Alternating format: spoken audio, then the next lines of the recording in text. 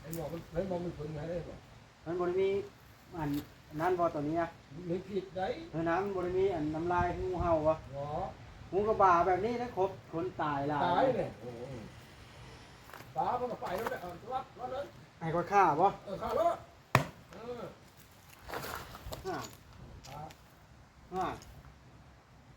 บักนี้เดี๋ยวคอยวัดพักเลยกระดูกมันนะบาดเดียวเท่านั้นจะย่านลีเจ้าย่างว่างข้ามคืนครบตายให้แล้วฮะเจ็บขอเห็ดอย่าให้บ้าเวนเด้อเพราะว่าขั้นบกข่ากะย่านคอยลงเหยียบเนาะมันคอยบ่เห็นเช็ดบ่ลุงหมอเพื่อนหนุ่มร้านยาวมากก็ตายทิ่มเนาะงูตัวนี้เนี่ยพิษลายที่สุดครบแล้วเปื่อยให้จูดจนไหมไปใส่มาใส่กันให้ระวังเด้อพี่น้อง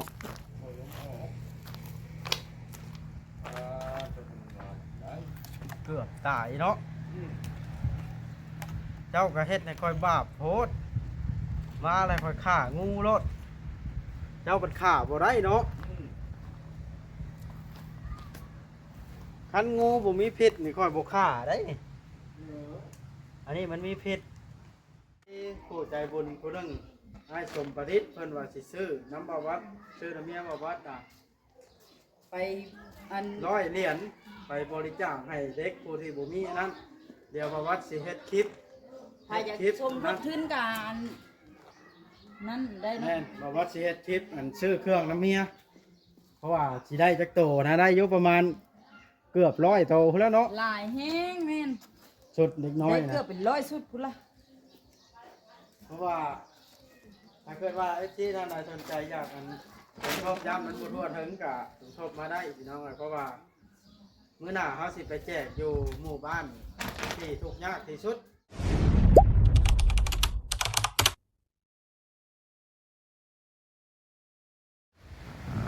ตกคำคอยลงแรงละสิได้กลับด้วยบาทนี่ลุงหมอยลมหนาวแห้งเนาะ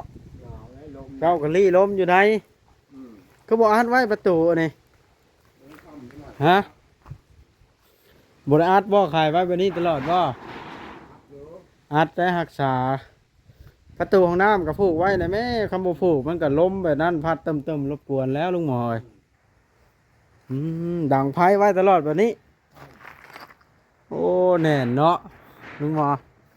แน่นอะไรยังเอ้าโว้ยบางหนาวค่อยแตกเป็นเพียงอันนี้ลุงหมอเจ้าบริยานเพราะได้งูกระบาเห็นอะไรบอต้นใหญ่ก็ใหญ่แต่แท้มันลอยไว้บ่ลุงหมอไว้เลยขาไม่น้ำก็มันครบนี่ตายบ่บ่เหลือแล้วให้ค่อยฆ่าบ่เลยนี่ฆ่าได้บ่ฆ่าได้สิเอาเพิ่นมาแต่ทางเพิ่นเขามันลอยเข้าไปครบหำเจ้านี่บ่รอดเนาะนะฆ่าไม่ฆ่าแล้วศัตรูเล่นยกค่อยกับย่านคือกันได้เฮ้ยเอาไม้ยาวตีโล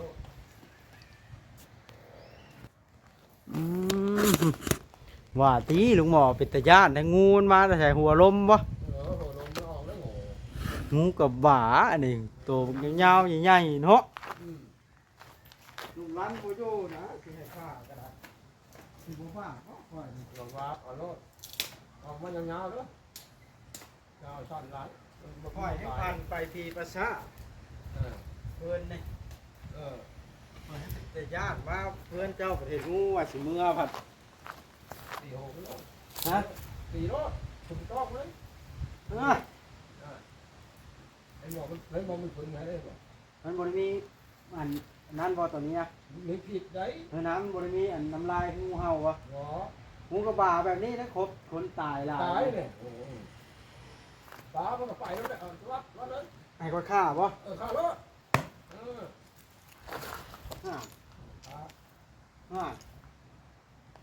บักนี้เดี๋ยวคอยวัดพักเลยกระดูกมันนะบาดเดียวเท่านั้นแต่ย่านลีเจ้าย่างว่างข้ามคืน ครบตายให้แล้ว ตายเลยเอาโขกนะ ฮะ อ่า เจ็บขอเฮ็ด เดี๋ยวมันมา อย่าให้บ้าเวนเด้อ มันอยู่หลอนเนาะ เพราะว่าคันบ่ฆ่ากะย่านคอยลงเหยียบเนาะ โย มันคอยบ่เห็นเช็ดบ่ลุงหมอ โยทำบ่ เพื่อหนุ่มร้านยาวมาก็ตายทิ่มเนาะ โอ้ตายได้มึงก็ปากโขก งูตัวนี้เนี่ยพิษลายที่สุด อืม ครบแล้วเปื่อยดูแลอันนี้นะถึงสิบ่มีน้ำลายก็งูเห่าก็จ้ะขิวเด้เนาะ น้อย มันลอยมาหยังในนี่แม่นบอกเลขบอก บอกเลขบอก ฮะมื้อนี้วันหยังมื้อนี้ จ้า วันพฤหัส ตัวใหญ่ ใหญ่ครบตายโอ้ยก็เลยว่าสิเมื่อพอดีแล้วเจ้าด่างไพ่ละจูดเด้อคันจูดนี่เพิ่นว่ามันสิบ่มาใกล้อีกตัวอื่นมันขิวกินหมูมันฮะมันหนุ่มร้านมาให้หนุ่มร้านจูดเด้ออย่าเฮ็ดได้บ่จูดน่ะมันนั่นได้โอ้ย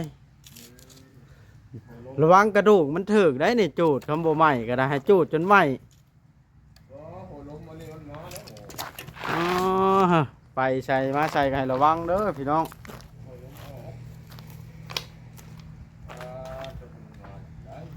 เกือบตายเนาะเจ้าก็เฮ็ดให้ค่อยบาปโพด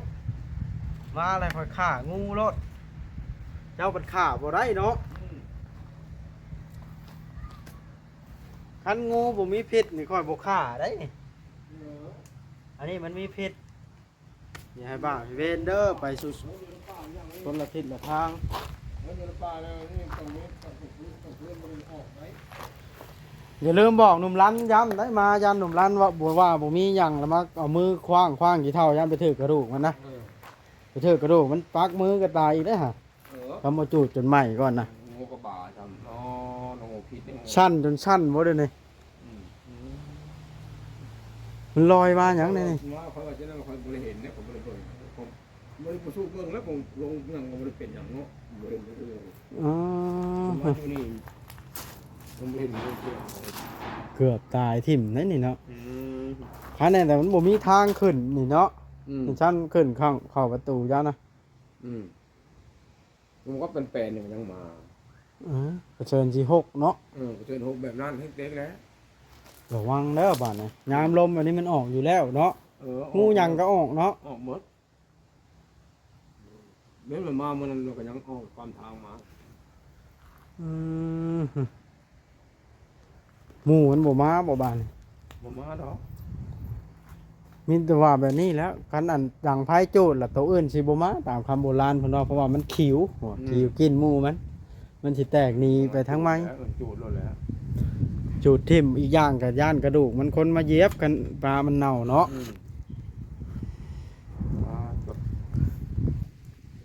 ต่างเป็นเอ้าแน่นอนล่ะลุงมอยค่อยไปก่อนค่อยฟ้าวมันค่ำเด้อเอาเขาลี่อยู่ไหนพุ่นละบ่ย่านก็จะค่อยฆ่าแล้วงูก็ได้เอาพี่น้องเอ้ยตกใจหมดงูกระบาหัวหมักน้ำเต้าเฮ้าแตกแล้วไข่มันแตกกำมือแล้วจะได้ไปหับเมียก่อนบัดนี้ไปเก็บเครื่องช่วยเมียแล้วสิถ่ายให้เบิ้งอีกเทื่อหนึงเด้อพี่น้องไปฮอดเมียสิถ่ายให้เบิ้งเก็บเสื้อผ้ามันค่ำแล้วตะเว้นก็สิตกละหนาวขนาดสู้ซนชีวิตพี่น้องเอ้ยจักเจ็ดอะไรละบ่สู้ก็ได้คนเฮายังมีลมหายใจต้องสู้โอเคสำนี้แหละพี่น้องเอ้ยพี่น้องโดยขี่รถจักรมาฮอดจอดถึงกับเมียเก็บเครื่องแล้วมันค่ำตะเว้นก็ตกพอดีสบายดีเท้า สวัสดีเด้อพ่อแม่พี่น้อง เดี๋ยวได้เครื่องก็วางแบบนี้แหละพี่น้องเอ้ยใส่กระสอบมีแต่สดเด็กน้อยสดมือหนึ่งเลยได้นี่พี่น้องแต่ว่าเลาะขายตามหมู่บ้านเพราะว่าผู้ยากลูกนะเพิ่นไปซื้อบ่ได้ก็เลยมาส่งแบบนี้ตามตลาดท้องตลาดเนาะ ถ้าเกิดว่า FC ท่านใดอยากอุดหนุนซื้อเสื้อไปแจกประชาชนที่ขาดเคินทุกข์ยากการยินดีเด้อพี่น้องนี่เด้เอามาส่งก็ได้เพราะว่าตัวท่านหมอพี่น้องเอาไปแว่ตัวว่าพาไปหับเมียขี่ซาเล้งไปกว่าแท้จริงให้เราแก่มันส่งพี่น้องเพราะว่าผ่านมาทางนี้ก็เลยเอารถใหญ่มาส่งเมียตัวนี้ตัวแขวนนี่ฮะพี่น้องเลยต่อเก็บเครื่องซอยเมียกันเด้อบ้านนี้เมื่อกี้เอาทิมลงมาเห็นเบิดลูกทงนะทิมซ้ายก็มานำมันเดี๋ยวลูกค้ากันยังมายอกำนะ 35เลยนะใส่ได้ล่ะเพิ่นน่ะ ขายพอได้ขายอยู่ว่าทำมันนี่ ก็เรื่อยๆงานบ่ใหญ่ เล็กหน่อยเนาะ แม่นงานนั่นก็เจ้าเฮ็ดอัน30คน ตัวนี้นะชุดเล็กน้อยบ่คอยสิเก็บชุดเล็กน้อยเข้านี่ เอาซ่อมนึงต่างหากแล้วมันขุ่นกัน โอ้เราจะมือแยกเนาะตัวละ35,000บ่ส่งขายาวเท่า โดยลายสร้างรุ่นบาง35 จัดเอารุ่นหนาเลยมันจังอุ่น เอาเวียมันอุ่นชิ้นแต้มก็มีได้ให้ใส่อีกไว้ใส่ได้ลูกได้เต้า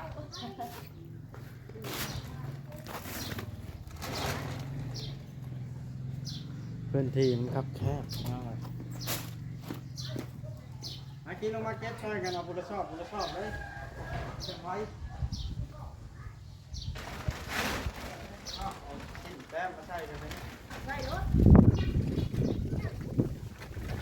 ใส่เสื้อขาวแม่ลูก นั้นรถมันหนาวมันจะรถผมลงมาทำ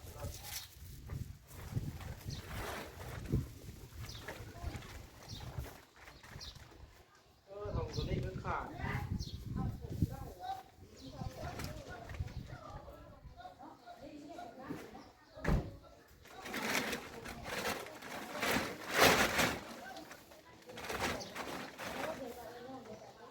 รถซื้อทงกระทงละ80ก็ได้1ทง1 2 3 4 5วัดซื้อ5ทงนี่นะ พันนี่เนาะว่ามี3,000บ่ จังเลย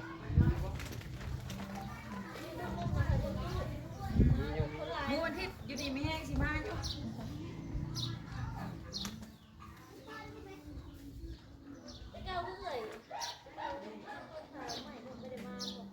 โอ้เพิ่นเอาผัวแล้วปีนี้นะเพิ่นเราบ่มา บ่มี ปีการนี้แหละเพิ่นเป็นโสดเด้ ไม่ใช่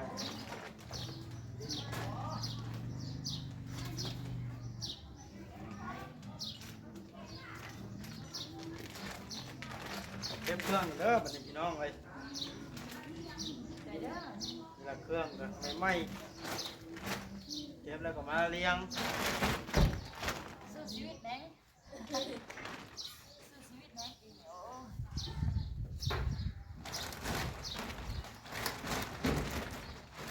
ไปมื้อหน้าก็เลี้ยงอีกล่ะ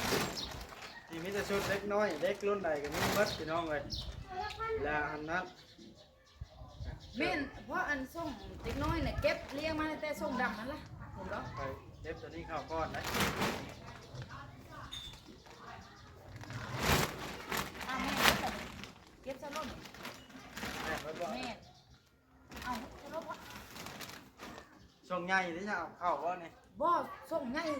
ยน่ะไว้ตั้งทงตั้งห้างน่ะแต่ค่าส่ง ช่วงผู้ใหญ่นะมานี่ บ่เด็กกลางเอาใส่รถ นี่ได้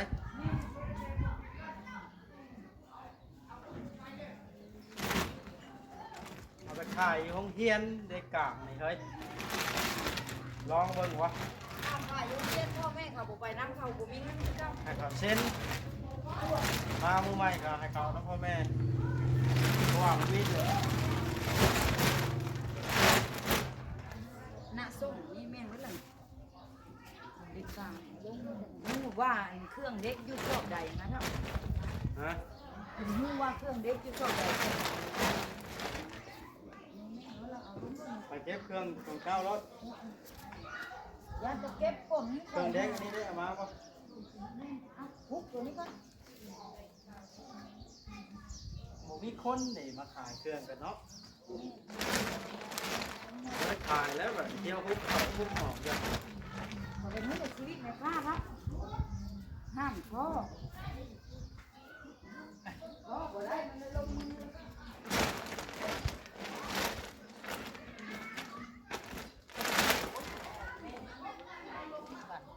พี่น้องมีซีผู้ใจบุญผู้หนึง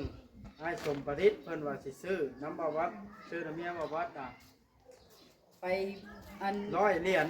ไปบริจาคให้เด็กผู้ที่บ่มีอันนั้นเดี๋ยวบาวัดสิเฮ็ดคลิป ถ้าอยากชมทบทุนการนั่นได้ แม่ นะ นบาวัดสิเฮ็ดคลิปอันซื้อเครื่องน้ำเมียเพราะว่าสิได้จักโตนะได้อยู่ประมาณเกือบ100โตพุ่นแล้วเนาะ หลายแห้งแม่น สุดเล็กน้อย ได้เกือบ นะ เป็น100ชุดพุ่นละ เพราะว่าถ้าเกิดว่าไอ้ที่ท่านใดสนใจอยากอันผมชอบย้ำมันทั่วถึงกับผมชอบมาได้พี่น้องเลยเพราะว่ามื้อหน้าเขาสิไปแจกอยู่หมู่บ้านที่ทุกข์ยากที่สุดส่วนเล็กน้อยผมมีชุดนุ่งที่เอาชุดกันหนาวไม่มือหนึ่งแบบนี้เลยอุ่นแบบนี้เลยพี่น้องเลยซื้อแล้วก็ไปบริจาคเขาจะเอารถคันนี้แหละไปครับพอลูกแพทย์จะมีแล้ว200ตัวเพิ่นว่าแต่ว่าเพิ่นเป็นชุดผู้ใหญ่นะก็เลย เพิ่นมามา บ่เพิ่นอันนี้ FC ฝากมาให้เด้เป็นชุดมือสองอันนั้นนะอันนี้ว่าชุดมือหนึ่งเลย โอ้บางผ้าเป็นชุดเลยนะเพิ่นบ่ได้ผ้าเหมือนเงินเนาะ ถ้าเกิดว่ามี FC อยากให้ท่านใดเป็นสะพานบุญกับมาอุดหนุนมาซื้ออยู่ที่ได้ราคาถูกกว่าตลาดเด้เนาะเพราะว่าถูกกว่าตลาดเพราะว่าเฮาบ่ได้เสียค่าที่เด้เฮาเดินที่ตลอด ก็เขาขายกินกำไรบ่หลายเด้กำไรนี่เสียค่าที่เลยนะอันนี้เป็นเรื่องเอาเครื่องไปน้อยแล้วแค่เดียว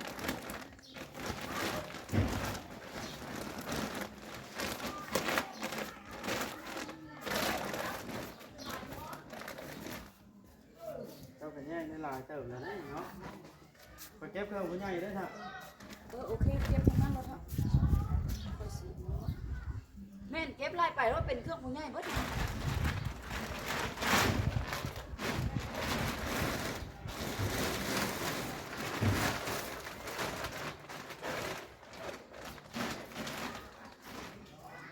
ราคาที่ปืนก็ถึงแต้มคุณราคาเนาะเดี๋ยวเนาะ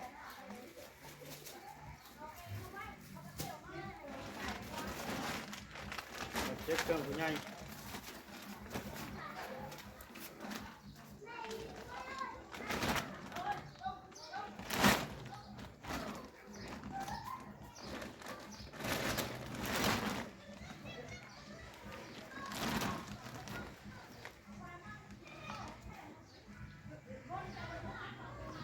ส่วนเล็กน้อยพี่น้องไอ้ยาวนี่มันหนาวให้บอกว่าใส่เสื้อช่องยำโตคนนั้นขี่รถไป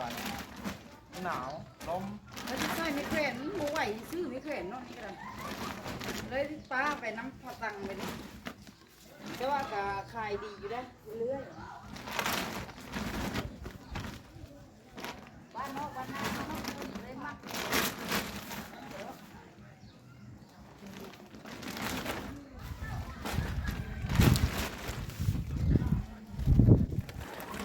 ถ้าเกิดว่ามื้อใดบ่วัดมีเวียกไปบ่ว่างก็เมียสิเอาใส่สลิงไปขายตามเคยพี่น้องอะแต่ว่าก็บ่ได้เอาไปหมดเนาะเอาไปส่วนเอาไปได้นะแล้วใส่สลิงไปเลาะขายตามหมู่บ้านคน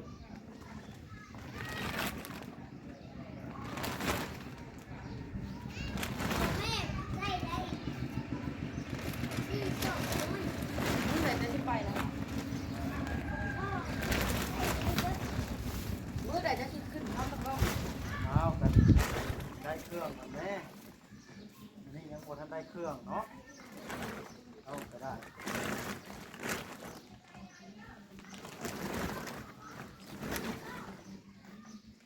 แล้วต้องเปลี่ยนชื่อไว้ชอบ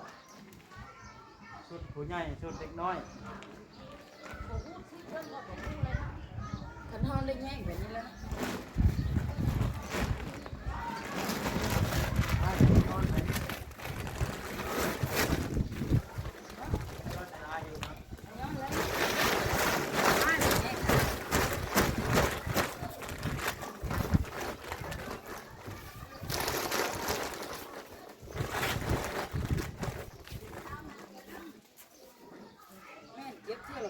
ละกองมันถึงบ่ลง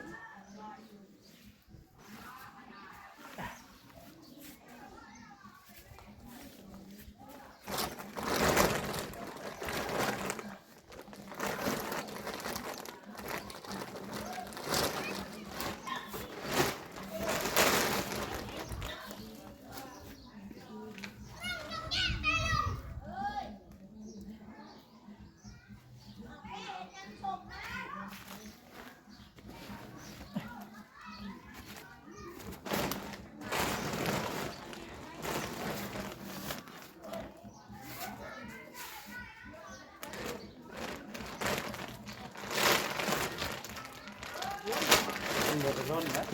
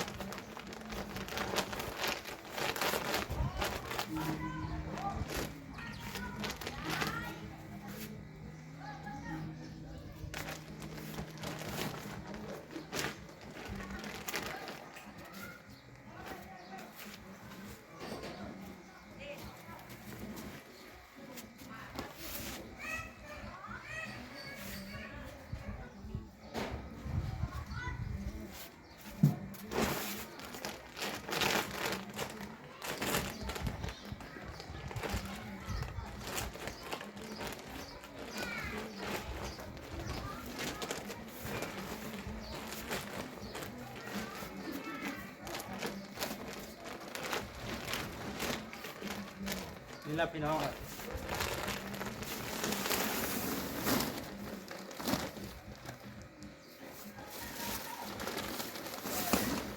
แม่เชิญน้อยเลยพี่ใหญ่กันนะตัวใดเชิญน้อยนะนี่ละเราก็เอาชุดพี่ใหญ่มาจากนี่เลย เอาพวกผ้าน้อย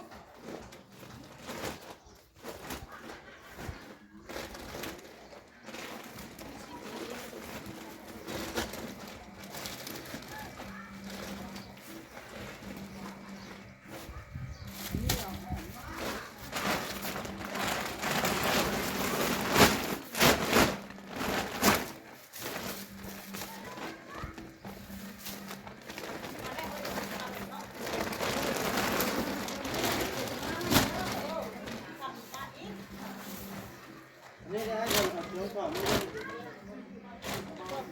ใหญ่หรอวะแม่เอาลูกชม เดี๋ยวทำน้อยเดี๋ยว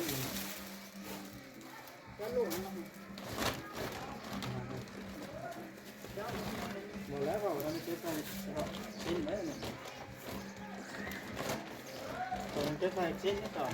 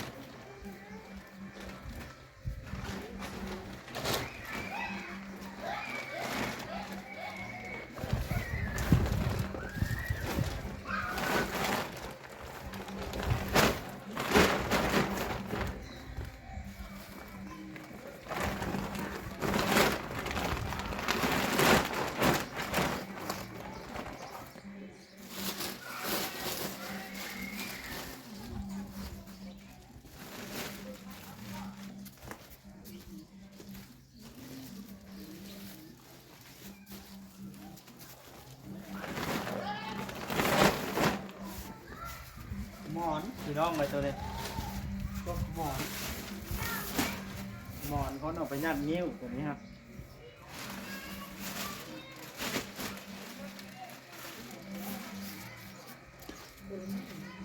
ไปไปกู้เต็นไว้เอาเก็บชอบนี่เก็บเต็น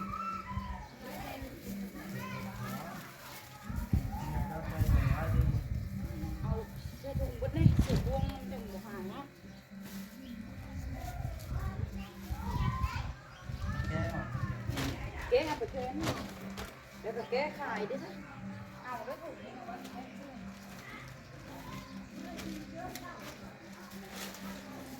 นี่ชมหมอนเนาะ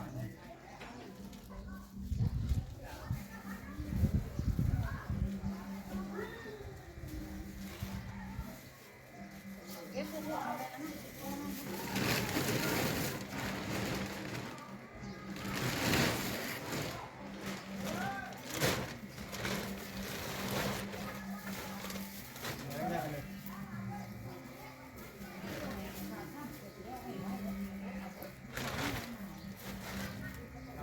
ขายเนาะ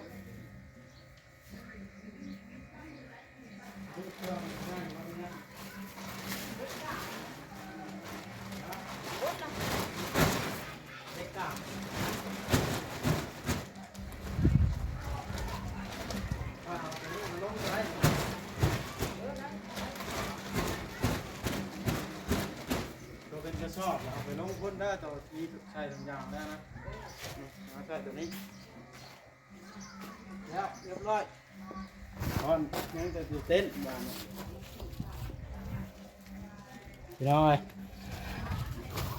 จะได้จบคลิปลงก่อนสิได้ถอยรถถอยล่างนะบ้านนี่เก็บกูอยู่เต้นเรียบร้อยแล้วสิถอยรถนะฝากพี่น้อง FC ผู้รักผู้ใหญ่โดยครับเลยเด้อบัดนี้เด้อโดยขอบใจหลายๆ ที่อุดหนุนเนาะพี่น้องเอ้ยฝาก FC ทุกท่านเป็นกำลังใจกดไลค์กดแชร์บางคลิปบางโฆษณาให้หน่อยเด้อพี่น้องเนาะกับภาคผู้รักผู้ใหญ่หรือว่าผู้ใจบุญอุดหนุนชื่อไปแจกผู้ที่ทุกข์ยากอันนี้พี่น้องเอ้ยผู้ที่เพิ่นบ่มีเงินซื้อผู้บ่อนกันดานบ่ง่ายๆซะบ่อนที่บ่มีเงินมีคำเนาะ